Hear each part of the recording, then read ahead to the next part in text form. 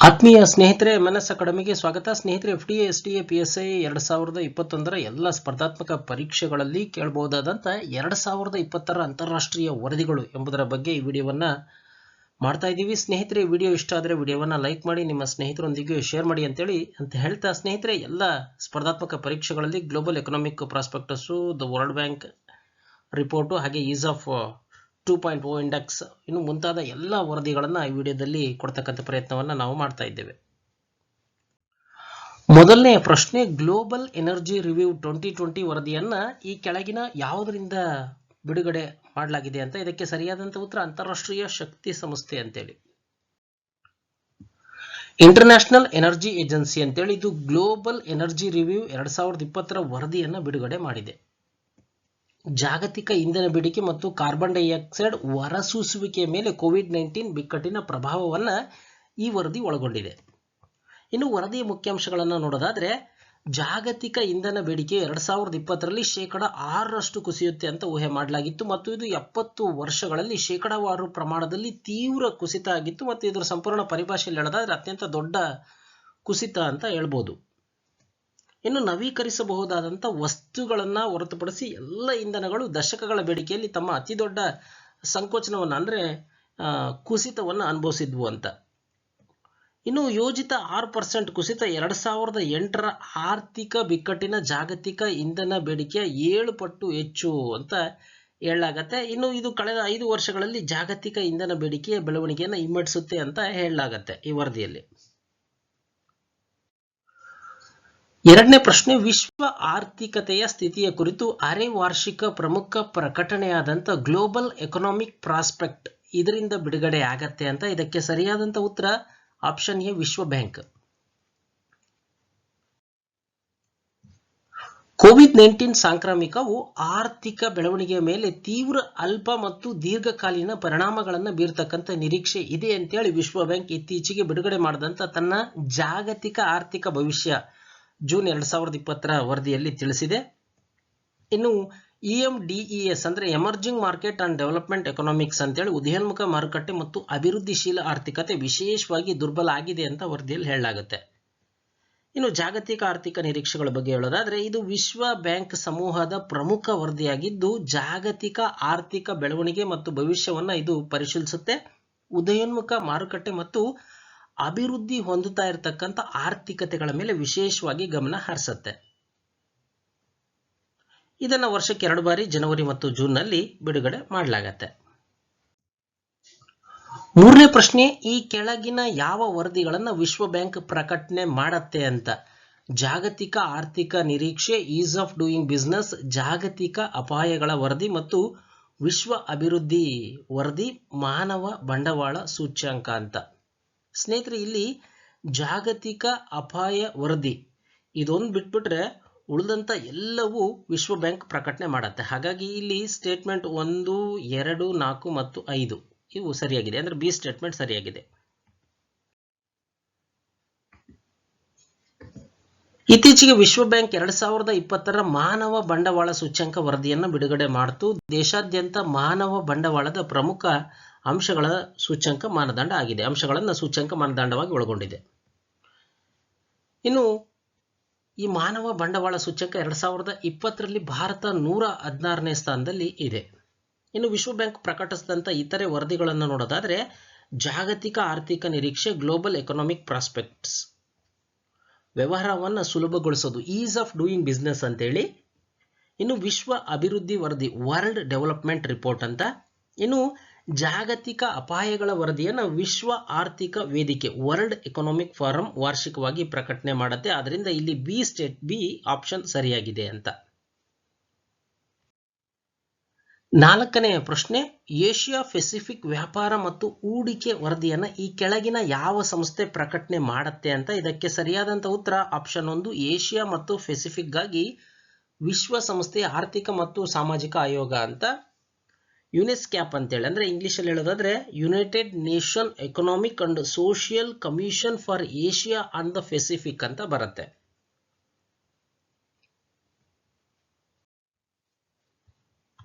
Asia Pacific ವ್ಯಾಪಾರ ಮತ್ತು ಹೂಡಿಕೆ ವರದಿ United Nation Economic and Social Commission for Asia and ಪೆಸಿಫಿಕ್ನ ವ್ಯಾಪಾರ ಹೂಡಿಕೆ ಮತ್ತು ಇನ್ನೋವೇಷನ್ ವಿಭಾಗ ಸಿದ್ಧಪಡಿಸಿದಂತ ಪುನರಾವರ್ತಿತ ಪ್ರಕಟಣೆ ಆಗಿದೆ. ಹಾಗಾಗಿ ಈ ಸ್ಟೇಟ್ಮೆಂಟ್ ಸರಿಯಾಗಿದೆ ಅಂತ. ಇನ್ನು ಇದು ಪ್ರವೃತ್ತಿಗಳು ಮತ್ತು ಬೆಳವಣಿಗೆಗಳ ಮಾಹಿತಿಯನ್ನ ಮತ್ತು ಸ್ವತಂತ್ರ ವಿಶ್ಲೇಷಣೆಯನ್ನು ಒದಗಿಸುತ್ತೆ. ಇನ್ನು ಸರಕು ಮತ್ತು ಸೇವೆಗಳಲ್ಲಿ ಅಂತರ ಮತ್ತು ಅಂತರ್ ಪ್ರಾದೇಶಿಕ ವ್ಯಾಪಾರ, ವಿದೇಶಿ ನೇರ ಹೂಡಿಕೆ, ವ್ಯಾಪಾರ ಸೌಲಭ್ಯ ಕ್ರಮಗಳು, ವ್ಯಾಪಾರ ನೀತಿ ಕ್ರಮಗಳು, ಆದ್ಯತೆಯ ವ್ಯಾಪಾರ ನೀತಿಗಳು ಮತ್ತು ಒಪ್ಪಂದ, ಹಾಗೆ ಯುನೆಸ್ಕ್ಯಾಪ್ ಬಗ್ಗೆ ಹೇಳೋದಾದ್ರೆ ಇಲ್ಲಿ ಏಷ್ಯಾ ಮತ್ತು ಪೆಸಿಫಿಕ್ ಆರ್ಥಿಕ ಮತ್ತು ಸಾಮಾಜಿಕ ಆಯೋಗ ವಿಶ್ವಸಂಸ್ಥೆಯ ಪ್ರಾದೇಶಿಕ ಕೇಂದ್ರವಾಗಿ ಕಾರ್ಯನಿರ್ವಹಿಸುತ್ತೆ ಮತ್ತು ಸಮಗ್ರ ಹಾಗೂ ಸುಸ್ಥಿರ ಅಭಿವೃದ್ಧಿಯನ್ನು ಸಾಧಿಸಲಿಕ್ಕೆ ದೇಶಗಳ ನಡುವೆ ಸಹಕಾರವನ್ನ ಉಂಟು ಮಾಡತಕ್ಕಂಥ ಒಂದು ಕೆಲಸ ಈ ಯುನೆಸ್ಕ್ಯಾಪ್ ಮಾಡುತ್ತೆ. 5ನೇ ಪ್ರಶ್ನೆ, ಇತ್ತೀಚೆಗೆ ಸುದ್ದಿಯಲ್ಲಿ ಕಂಡುಬರ್ತಕ್ಕಂಥ ಈಸ್ 2.0 ಸೂಚ್ಯಂಕ ಈ ಕೆಳಗಿನ ಯಾವ ವಲಯದೊಂದಿಗೆ ಸಂಬಂಧ ಹೊಂದಿದೆ ಅಂತ. ಇದಕ್ಕೆ ಸರಿಯಾದಂತ ಉತ್ತರ ಆಪ್ಷನ್ ಎ, ಬ್ಯಾಂಕಿಂಗ್. ಇತ್ತೀಚೆಗೆ ಬಿಡುಗಡೆಯಾದಂತ ಈಸ್ 2.0 ಸೂಚ್ಯಂಕ ಫಲಿತಾಂಶಗಳ ಪ್ರಕಾರ bank of Baroda, state bank of India ಮತ್ತು ಇಂದಿನ oriental bank of commerce top performing ಬ್ಯಾಂಕುಗಳ ವಿಭಾಗದಲ್ಲಿ ಅಗ್ರ 3 ಸ್ಥಾನಗಳನ್ನು ಪಡೆದಿದ್ದಕ್ಕಾಗಿ ಅವನ್ನ ಸನ್ಮಾನ ಮಾಡಲಾಯಿತು.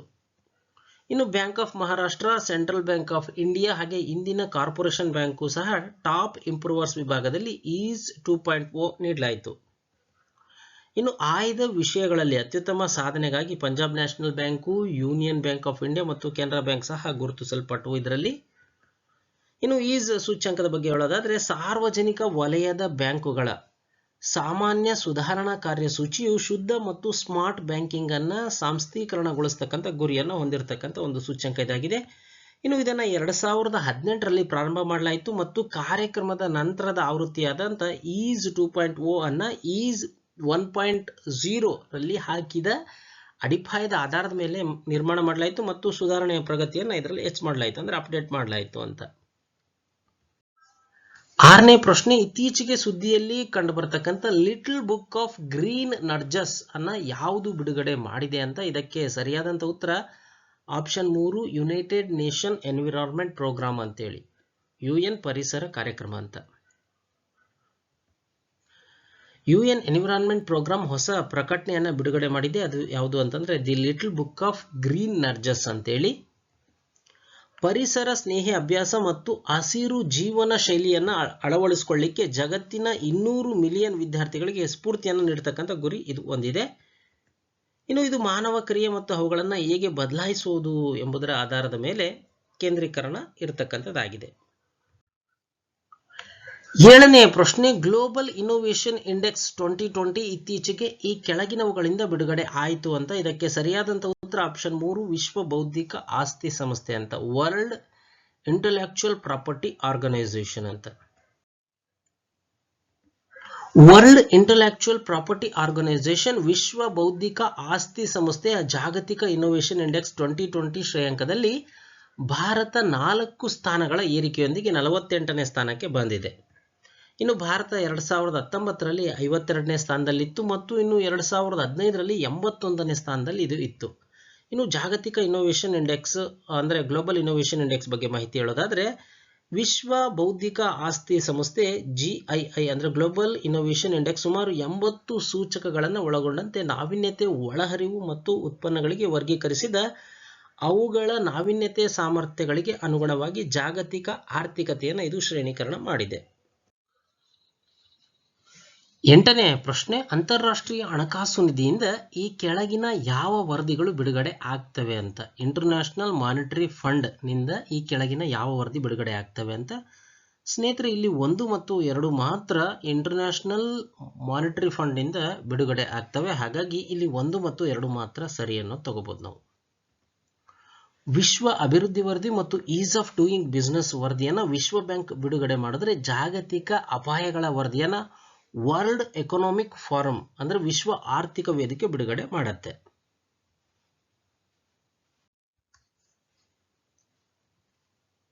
9ನೇ ಪ್ರಶ್ನೆ, ಜಾಗತಿಕ ಜೀವನಾಂಶ ಶ್ರೇಯಾಂಕ ಗ್ಲೋಬಲ್ ಲಿವಬಿಲಿಟಿ ರ್ಯಾಂಕಿಂಗ್ ನಗರ ಜೀವನ ಗುಣಮಟ್ಟ ಈ ಕೆಳಗಿನ ಯಾವ ನಿಯತಾಂಕಗಳನ್ನು ಆಧರಿಸಿದೆ ಅಂತ. ಸ್ನೇಹಿತರೆ, ಇದಕ್ಕೆ ಸರಿಯಾದಂಥ ಉತ್ತರ ನೋಡೋದಾದ್ರೆ ಆರೋಗ್ಯ ರಕ್ಷಣೆ, ಸಂಸ್ಕೃತಿ ಮತ್ತು ಪರಿಸರ, ಶಿಕ್ಷಣ, ಮೂಲಸೌಕರ್ಯ ಎಲ್ಲವೂ ಒಳಗೊಂಡಿದೆ. ಹಾಗಾಗಿ ಇಲ್ಲಿ ಡಿ ಆಪ್ಷನ್ ಇದಕ್ಕೆ ಸರಿಯಾಗತ್ತೆ. 1, 2, 3 ಮತ್ತು 4. ಎಕನಾಮಿಸ್ಟ್ ಇಂಟೆಲಿಜೆನ್ಸ್ ಯೂನಿಟ್ ವಾರ್ಷಿಕ ಗ್ಲೋಬಲ್ ಲಿವೇಬಿಲಿಟಿ ರ್ಯಾಂಕಿಂಗ್ ಅನ್ನು ಪ್ರಕಟಣೆ ಮಾಡುತ್ತೆ. ಇದು ಸ್ಥಿರತೆ, ಆರೋಗ್ಯ ರಕ್ಷಣೆ, ಸಂಸ್ಕೃತಿ ಮತ್ತು ಪರಿಸರ, ಶಿಕ್ಷಣ ಹಾಗೆ ಮೂಲ ಸೌಕರ್ಯಗಳ ಮೌಲ್ಯಮಾಪನದ ಆಧಾರದ ಮೇಲೆ ನಗರಗಳ ಜೀವನ ಮಟ್ಟಕ್ಕಾಗಿ 140 ನಗರಗಳಿಗೆ ಇದು ಶ್ರೇಯಾಂಕವನ್ನು ನೀಡುತ್ತೆ.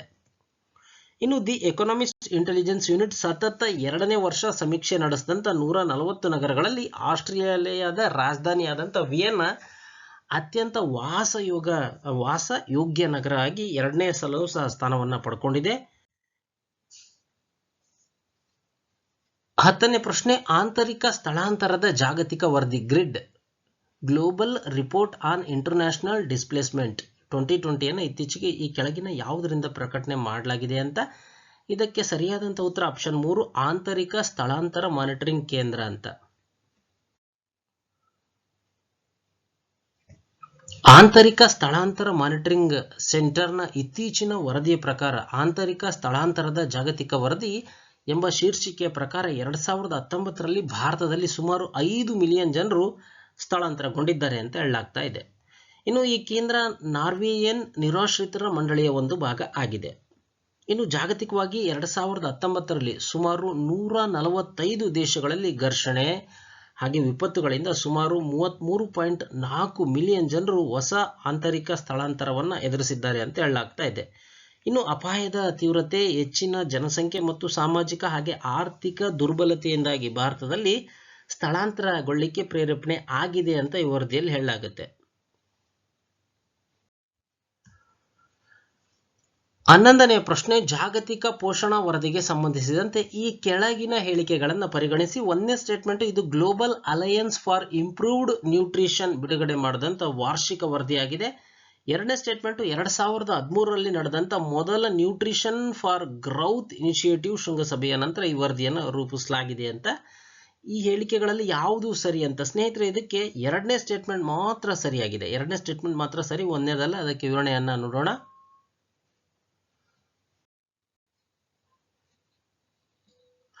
ಗ್ಲೋಬಲ್ ನ್ಯೂಟ್ರಿಷನ್ ರಿಪೋರ್ಟ್ 2020ಯ ಪ್ರಕಾರ 2025ರ ವೇಳೆಗೆ ಜಾಗತಿಕ ಪೌಷ್ಟಿಕಾಂಶದ ಗುರಿಯನ್ನು ಕಳೆದುಕೊಳ್ಳುವ ಸಾಧ್ಯತೆ ಇರತಕ್ಕಂಥ 88 ದೇಶಗಳಲ್ಲಿ ಭಾರತನೂ ಸಹ ಸೇರಿದೆ. ಇನ್ನು ಜಾಗತಿಕ ಪೋಷಣೆ ವರದಿ ಗ್ಲೋಬಲ್ ನ್ಯೂಟ್ರಿಷನ್ ರಿಪೋರ್ಟ್ 2020 ಅದರ ಪ್ರಕಾರ ಇದು ಜಾಗತಿಕ ಪೌಷ್ಟಿಕಾಂಶಯ ಸ್ಥಿತಿಯ ವಿಶ್ವದ ಪ್ರಮುಖ ಸ್ವತಂತ್ರ ಮೌಲ್ಯಮಾಪನ ಮಾಡತಕ್ಕಂಥ ಒಂದು ಸಂಸ್ಥೆಯಾಗಿದೆ, ವರದಿಯಾಗಿದೆ. ಇನ್ನು ಸರ್ಕಾರ, ದಾನಿ, ನಾಗರಿಕ ಸಮಾಜ, UN ಮತ್ತು ವ್ಯವಹಾರಗಳನ್ನು ವ್ಯಾಪಿಸಿರತಕ್ಕಂಥ 100 ಪಾಲುದಾರರು ಮಾಡಿದ ಬದ್ಧತೆಗಳನ್ನು ಪತ್ತೆ ಹಚ್ಚುವ ಕಾರ್ಯವಿಧಾನವಾಗಿ 2013ರಲ್ಲಿ ನಡೆದಂಥ ಮೊದಲ ನ್ಯೂಟ್ರಿಷನ್ ಫಾರ್ ಗ್ರೌತ್ ಇನಿಷಿಯೇಟಿವ್ ಶೃಂಗಸಭೆಯ ನಂತರ ಜಾಗತಿಕ ನ್ಯೂಟ್ರಿಷನ್ ವರದಿಯನ್ನು ರೂಪಿಸಲಾಯಿತು. ಇನ್ನು ಗ್ಲೋಬಲ್ ನ್ಯೂಟ್ರಿಷನ್ ರಿಪೋರ್ಟ್ ಬಹು ಪಾಲುದಾರರ ಉಪಕ್ರಮ ಆಗಿದ್ದು, ಇದು ಮಧ್ಯಸ್ಥಗಾರರ ಗುಂಪು, ಸ್ವತಂತ್ರ ತಜ್ಞರ ಗುಂಪು ಮತ್ತು ವರದಿ ಸಚಿವಾಲಯವನ್ನು ಒಳಗೊಂಡಿದೆ.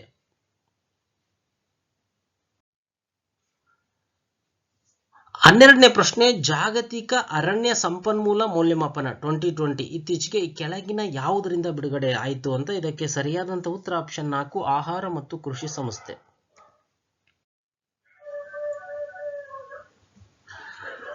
ಜಾಗತಿಕ ಅರಣ್ಯ ಸಂಪನ್ಮೂಲ ಮೌಲ್ಯಮಾಪನ 2020ಯನ್ನು ವಿಶ್ವ ಆಹಾರ ಮತ್ತು ಕೃಷಿ ಸಂಸ್ಥೆ ಇತ್ತೀಚೆಗೆ ಬಿಡುಗಡೆ ಮಾಡಿತು. ವರದಿಯ ಪ್ರಕಾರ ಕಳೆದ 3 ದಶಕಗಳಲ್ಲಿ ಅರಣ್ಯ ಪ್ರದೇಶ ಪ್ರಪಂಚಾದ್ಯಂತ ಕುಸಿದಿದ್ದರೆ ಸುಸ್ಥಿರ ನಿರ್ವಹಣೆಯ ಬೆಳವಣಿಗೆಯಿಂದಾಗಿ ಅರಣ್ಯ ನಷ್ಟದ ಪ್ರಮಾಣನೂ ಸಹ ಕಡಿಮೆಯಾಗಿದೆ ಅಂತ ಹೇಳಲಾಗುತ್ತೆ. ಇನ್ನು 2015-2020ರ ಅವಧಿಯಲ್ಲಿ ಅರಣ್ಯ ನಷ್ಟದ ಪ್ರಮಾಣ ಅಂದಾಜು 10 ಲಕ್ಷ ಹೆಕ್ಟೇರ್ಗಳಿಗೆ ಕುಸಿಯಿತು. ಇದು ಇನ್ನು 2010ರಿಂದ 15ರ ಅವಧಿಯಲ್ಲಿ 12 ದಶಲಕ್ಷ ಹೆಕ್ಟೇರ್ ಇತ್ತು ಅಂತ ಹೇಳಲಾಗುತ್ತೆ. ಇನ್ನು ಆದಾಗ್ಯೂ ಕೆಲವು ದೇಶಗಳಲ್ಲಿ ಅರಣ್ಯ ನಾಶ ಕಡಿಮೆಯಾದ ಕಾರಣ 1990ರಿಂದ 2000ರ ಅವಧಿಯಲ್ಲಿ ನಿವ್ವಳ ಅರಣ್ಯ ನಷ್ಟದ ಪ್ರಮಾಣ ಗಣನೀಯವಾಗಿ ಕಡಿಮೆಯಾಗಿದೆ ಅಂತ ಹೇಳಲಾಗುತ್ತೆ. ಜೊತೆಗೆ ಅರಣ್ಯೀಕರಣ ಅಂದರೆ ಎಫಾರೆಸ್ಟ್ರೇಷನ್ ಮತ್ತು ಇತರ ಕಾಡುಗಳ ನೈಸರ್ಗಿಕ ವಿಸ್ತರಣೆ ಮೂಲಕ ಅರಣ್ಯ ಪ್ರದೇಶದಲ್ಲಿ ಹೆಚ್ಚಳ ಆಗಿದೆ ಅಂತ ಈ ವರದಿಯಲ್ಲಿ ಹೇಳಲಾಗಿದೆ. ಇನ್ನು ಜಾಗತಿಕ ಅರಣ್ಯ ಸಂಪನ್ಮೂಲ ಮೌಲ್ಯಮಾಪನ 2020 1990ರಿಂದ 2000 ಅವಧಿಯಲ್ಲಿ 236 ದೇಶಗಳು ಮತ್ತು ಇತರೆ ಪ್ರಾಂತ್ಯಗಳಲ್ಲಿ 60ಕ್ಕೂ ಹೆಚ್ಚು ಅರಣ್ಯ ಸಂಬಂಧಿತ ಅಸ್ಥಿರಗಳ ಸ್ಥಿತಿ ಮತ್ತು ಪ್ರವೃತ್ತಿಯನ್ನು ಇದು ಪರಿಶೀಲನೆ ಮಾಡಿದೆ.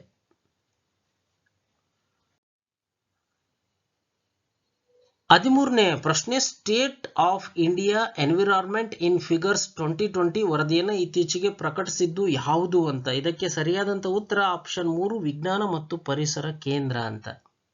ಆಪ್ಷನ್ 3.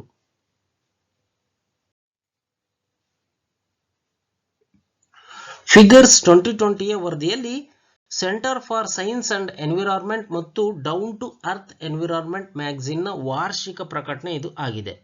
ಇನ್ನು ಸ್ಟೇಟ್ ಆಫ್ ಇಂಡಿಯಾ ಎನ್ವಿರಾನ್ಮೆಂಟ್ 2020ಯ ಅಂಕಿಅಂಶಗಳನ್ನು ಹೇಳೋದಾದ್ರೆ, ಸುಸ್ಥಿರ ಅಭಿವೃದ್ಧಿ, ಜಾನುವಾರು, ಕಾಡು, ನೀರು, ತ್ಯಾಜ್ಯ, ಗಾಳಿ, ಭೂಮಿ, ವನ್ಯಜೀವಿ ಮತ್ತು ಇತರ ನೈಸರ್ಗಿಕ ಸಂಪನ್ಮೂಲಗಳು, ಪರಿಸರ ಅಪರಾಧಗಳು ಮತ್ತು ಜಾಗತಿಕ ಆರ್ಥಿಕ ಅಪಾಯದ ಸ್ಥಿತಿಯನ್ನು ವರದಿಯಲ್ಲಿ ಹೇಳಲಾಗಿದೆ. ಇನ್ನು ವಿಪತ್ತುಗಳು ಮತ್ತು 2019ರಲ್ಲಿ ಪ್ರವಾಹ, ಚಂಡಮಾರುತ ಮತ್ತು ಬರಗಾಲದಂತಹ ಹವಾಮಾನ ವೈಪರೀತ್ಯಗಳಿಂದಾಗಿ ಭಾರತ ಸುಮಾರು 50 ಲಕ್ಷ ಆಂತರಿಕ ಸ್ಥಳಾಂತರಗಳನ್ನು ಹೊಂದಿದೆ ಅಂತ ವರದಿಯಲ್ಲಿ ಹೇಳಲಾಗಿದೆ. ಇನ್ನು ಇದರ ಪ್ರಕಾರ ಭಾರತದಲ್ಲಿ ಆಂತರಿಕ ಸ್ಥಳಾಂತರಗಳು 2019ರಲ್ಲಿ ವಿಶ್ವದಲ್ಲಿ ಅತಿ ಹೆಚ್ಚು ಅಂತ ಹೇಳಲಾಗತ್ತೆ. ಇನ್ನು ಆಂತರಿಕ ಸ್ಥಳಾಂತರ ಸಂಘರ್ಷ, ಹಿಂಸೆ, ಅಭಿವೃದ್ಧಿ ಯೋಜನೆ, ನೈಸರ್ಗಿಕ ವಿಪತ್ತು ಮತ್ತು ಹವಾಮಾನ ಬದಲಾವಣೆಯಿಂದಾಗಿ ಅವರು ವಾಸಿಸುವ ದೇಶದ ಒಳಗಿನ ಜನರ ಬಲವಂತದ ಬದಲಾವಣೆ ಅಥವಾ ಚಲನೆಯನ್ನ ಸೂಚಿಸುತ್ತೆ ಅಂತ ಹೇಳಲಾಗತ್ತೆ.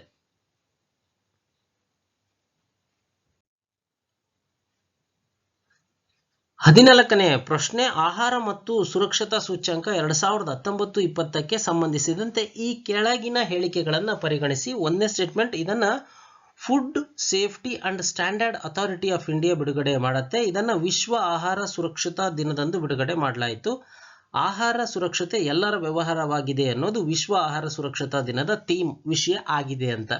ಮೇಲೆ ನೀಡಿರತಕ್ಕಂಥ ಹೇಳಿಕೆಗಳಲ್ಲಿ ಯಾವುದು ಸರಿ ಅಂತ ಸ್ನೇಹಿತರೆ, ಎರಡೂ ಸ್ಟೇಟ್ಮೆಂಟ್ ಸರಿ ಇದೆ. ಹಾಗಾಗಿ ಸಿ 1 ಮತ್ತು 2 ಎರಡೂ ಸರಿ ಅನ್ನೋದನ್ನ ತಗೋಬಹುದು.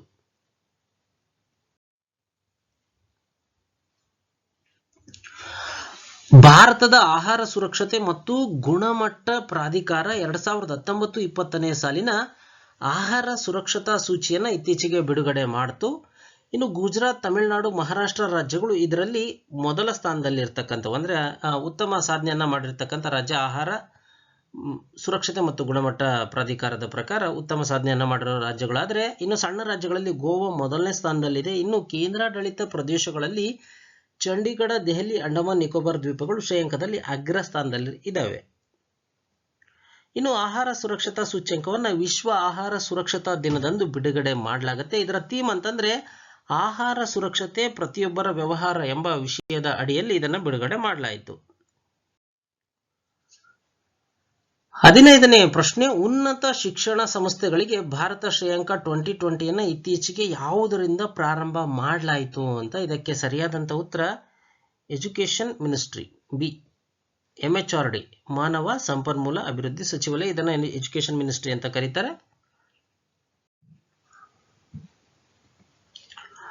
ಮಾನವ ಸಂಪನ್ಮೂಲ ಅಭಿವೃದ್ಧಿ ಸಚಿವಾಲಯ 5 ಉನ್ನತ ವರ್ಗಗಳ ನಿಯತಾಂಕಗಳಲ್ಲಿನ ಕಾರ್ಯಕ್ಷಮತೆಯ ಆಧಾರದ ಮೇಲೆ ವಿವಿಧ ವಿಭಾಗಗಳಲ್ಲಿ ಉನ್ನತ ಶಿಕ್ಷಣ ಸಂಸ್ಥೆಗಳ ಇಂಡಿಯಾ ಶ್ರೇಯಾಂಕ 2020ಯನ್ನು ಇತ್ತೀಚೆಗೆ ಬಿಡುಗಡೆ ಮಾಡಿದೆ. ರ್ಯಾಂಕಿಂಗ್ 2020ಯನ್ನು ವರ್ಚುವಲಿ 10 ವಿಭಾಗಗಳಲ್ಲಿ ಬಿಡುಗಡೆ ಮಾಡಲಾಯಿತು.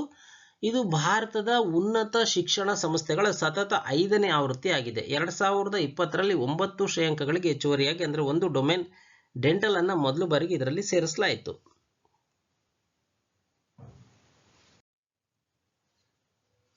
16ನೇ ಪ್ರಶ್ನೆ, ಇಂಡಿಯಾ ಮೊಬೈಲ್ ಪಾವತಿ ಮಾರುಕಟ್ಟೆ ವರದಿ 2020 ಯಾವುದರಿಂದ ಇತ್ತೀಚೆಗೆ ಬಿಡುಗಡೆ ಆಯಿತು ಅಂತ. ಇದಕ್ಕೆ ಸರಿಯಾದಂತ ಉತ್ತರ option 2, S&P global market intelligence ಅಂತ.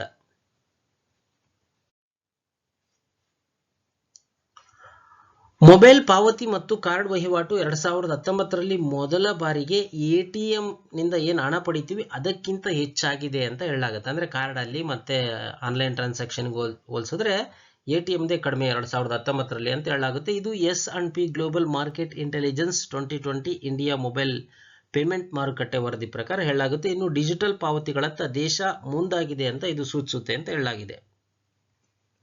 ಇನ್ನು ಅಕೌಂಟ್ ಟು ಅಕೌಂಟ್ ವರ್ಗಾವಣೆ ಮತ್ತು ಸಂಗ್ರಹಿಸಿದ ಮೌಲ್ಯದ ಖಾತೆಗಳಿಂದ ಮಾಡಿದ ಪಾವತಿಗಳನ್ನು ಒಳಗೊಂಡಿರತಕ್ಕಂಥ ಪಾವತಿ ಅಪ್ಲಿಕೇಶನ್ಗಳಿಂದ ಪ್ರಾರಂಭಿಸಲಾದಂಥ ಮೊಬೈಲ್ ಪಾವತಿ 2019ರಲ್ಲಿ 163% ಏರಿಕೆಯಾಗಿದ್ದು, ಅಂದರೆ ಆನ್ಲೈನ್ ಟ್ರಾನ್ಸಾಕ್ಷನ್ ಅಥವಾ ಏನು ಪೇಮೆಂಟ್ ಆ್ಯಪ್ಗಳು ಏನಿದಾವೆ ಅದ್ರ ಮೂಲಕ ಮಾಡಿರ್ತಕ್ಕಂಥ ಟ್ರಾನ್ಸಾಕ್ಷನ್ 287 ಬಿಲಿಯನ್ಗೆ ತಲುಪಿದೆ 2019ರಲ್ಲಿ ಅಂತ ಹೇಳಲಾಗುತ್ತೆ. ಇನ್ನು ವರದಿಯ ಪ್ರಕಾರ ತ್ವರಿತ ಪಾವತಿ ಯೋಜನೆಗಳನ್ನು ನಿರ್ಮಿಸಿದ ದೇಶಗಳಲ್ಲಿ ಭಾರತ ಉನ್ನತ ಅಂದ್ರೆ ಅನುಕೂಲಕರ ಸ್ಥಾನದಲ್ಲಿ ಇದೆ ಅಂತ. 17ನೇ ಪ್ರಶ್ನೆ, ರೂಲ್ ಆಫ್ ಲಾ ಇಂಡೆಕ್ಸ್ ಈ ಕೆಳಗಿನ ಯಾವುದರಿಂದ ಬಿಡುಗಡೆ ಆಗತ್ತೆ ಅಂತ. ಇದಕ್ಕೆ ಸರಿಯಾದಂತ ಉತ್ತರ ಆಪ್ಷನ್ 2, ವಿಶ್ವ ನ್ಯಾಯ ಯೋಜನೆ ಅಂತ, option B. World justice project ವಿಶ್ವ ನ್ಯಾಯ ಯೋಜನೆ ರೂಲ್ ಆಫ್ ಲಾ ಇಂಡೆಕ್ಸ್ ಅನ್ನ ಬಿಡುಗಡೆ ಮಾಡುತ್ತೆ. ರೂಲ್ ಆಫ್ ಲಾ ಇಂಡೆಕ್ಸ್ ನ ಪರಿಮಾಣಾತ್ಮಕ ಮೌಲ್ಯಮಾಪನ ಸಾಧನವಾಗಿದ್ದು, ಆಚರಣೆಯಲ್ಲಿ ದೇಶದ ಕಾನೂನಿನ ನಿಯಮಗಳನ್ನ ಎಷ್ಟರ ಮಟ್ಟಿಗೆ ಅನುಸರಿಸುತ್ತೆ ಎಂಬುದರ ವಿವರವಾದ ಮತ್ತು ಸಮಗ್ರವಾದ ಚಿತ್ರಣವನ್ನು ನೀಡಲಿಕ್ಕೆ ಇದನ್ನು ವಿನ್ಯಾಸ ಮಾಡಲಾಗಿದೆ. ವಿಶ್ವ ನ್ಯಾಯ ಯೋಜನೆ ಒಂದು ಸ್ವತಂತ್ರ ಬಹುಶಿಸ್ತೀಯ ಸಂಸ್ಥೆಯಾಗಿದ್ದು, ಕಾನೂನಿನ ನಿಯಮವನ್ನು ವಿಶ್ವಾದ್ಯಂತ ಮುನ್ನಡೆಸಲಿಕ್ಕೆ ಇದು ಕೆಲಸ ಮಾಡುತ್ತೆ.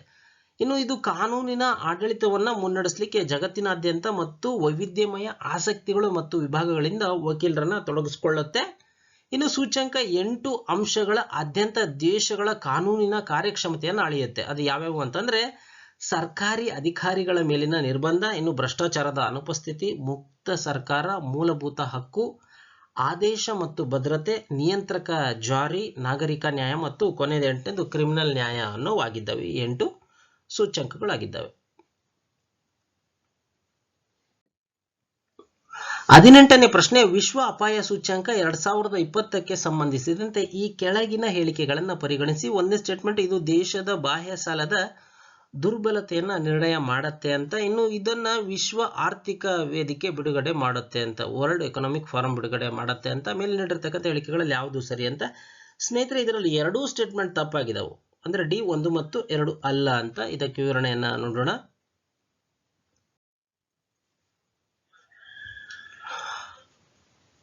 ಮಾನ್ಯತೆ ಮತ್ತು ದುರ್ಬಲತೆಯ ಗುಣಾಕಾರದ ಮೂಲಕ ವಿಶ್ವ ಅಪಾಯ ಸೂಚ್ಯಂಕವನ್ನ ದೇಶದಿಂದ ದೇಶಕ್ಕೆ ಲೆಕ್ಕ ಹಾಕಲಾಗತ್ತೆ, ಮತ್ತೆ ವಿವಿಧ ದೇಶಗಳು ಮತ್ತು ಪ್ರದೇಶಗಳಿಗೆ ವಿಪತ್ತು ಅಪಾಯವನ್ನು ವಿವರಿಸುತ್ತೆ. ಹಾಗಾಗಿ 1ನೇ ಸ್ಟೇಟ್ಮೆಂಟ್ ಸರಿ ಅಲ್ಲ. ಇನ್ನು ವಿಪರೀತ ನೈಸರ್ಗಿಕ ಘಟನೆಗಳನ್ನ ನಿಭಾಯಿಸಲಿಕ್ಕೆ ಮತ್ತು ಹೊಂದಿಕೊಳ್ಳುವ ಕ್ರಮಗಳನ್ನ ಬಲಪಡಿಸುವ ಅಗತ್ಯ ಯಾವ ದೇಶಗಳಿಗೆ ಇದೆ ಅಂತ ಇದು ಇಂಡೆಕ್ಸ್ ಸೂಚಿಸುತ್ತೆ. ಇನ್ನು ವಿಶ್ವ ಅಪಾಯ ಸೂಚ್ಯಂಕ 2020ರ ಪ್ರಕಾರ ಭಾರತ ಹವಾಮಾನ ವಾಸ್ತವವನ್ನ ಎದುರಿಸಲಿಕ್ಕೆ ಕಳಪೆಯಾಗಿ ಸಿದ್ಧವಾಗಿದೆ ಅಂತ ಹೇಳಲಾಗುತ್ತೆ. ಅದರಿಂದ ಇದು ತೀವ್ರ ವಿಪತ್ತುಗಳಿಗೆ ಗುರಿ ಆಗ್ತಕ್ಕಂಥ ದೇಶದ ಪಟ್ಟಿಯಲ್ಲಿ ಇಟ್ಟಿದ್ದಾರೆ. ಇನ್ನು ಇದು ವಿಶ್ವಸಂಸ್ಥೆಯ ಪರಿಸರ ಮತ್ತು ಮಾನವ ಭದ್ರತಾ ಸಂಸ್ಥೆ ಬಾರ್ನೀಸ್ ಎಂಟ್ವಿಕುಲೆಂಗ್ ಹಿಲ್ಫ್ ಮತ್ತೆ ಜರ್ಮನಿಯ ಸ್ಟಾಟ್ಗಾರ್ಡ್ ವಿಶ್ವವಿದ್ಯಾಲಯ ಬಿಡುಗಡೆ ಮಾಡಿದಂತ ವಿಶ್ವ ಅಪಾಯ ವರದಿ 2020ರ ಭಾಗ ಆಗಿದೆ. ಆದ್ದರಿಂದ ಹೇಳಿಕೆ 2 ಸಹ ಸರಿ ಅಲ್ಲ. ಸ್ನೇಹಿತರೆ, ವಿಡಿಯೋವನ್ನು ನೋಡಿದಂತ ಎಲ್ಲರಿಗೂ ಧನ್ಯವಾದಗಳು. ಮುಂದಿನ ವಿಡಿಯೋದೊಂದಿಗೆ ಮತ್ತೆ ನಿಮ್ಮನ್ನ ಭೇಟಿಯಾಗ್ತೀವಿ. ಅಲ್ಲಿವರೆಗೂ ಎಲ್ಲರಿಗೂ ನಮಸ್ಕಾರ.